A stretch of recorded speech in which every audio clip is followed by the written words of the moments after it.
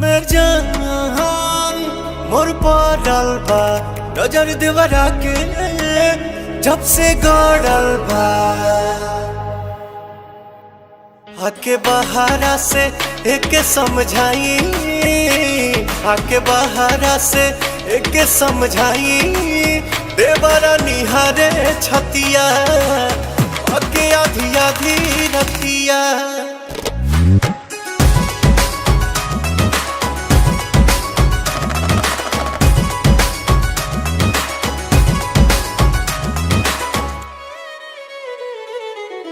हमारे भइल बा अब दीवाना, लागता कि लूट ली सौसे खजाना। कमर से बानी कमा जोड़ा राजा, लागता कि छान दी गोड़ा राजा। हमरा दर्द के चलता दवाई, हमरा दर्द के चलता दवाई।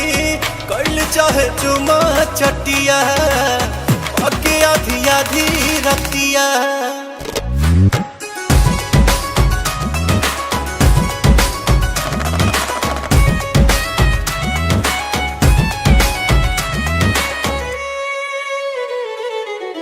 जेने तेने झुके करे अपने ही मन के, कहानी के हई हम तो पियवा पवन के।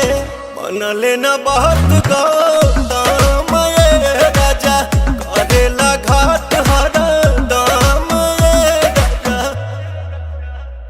प्रियांशु करी कवन उपाय, प्रियांशु करी कवन उपाय।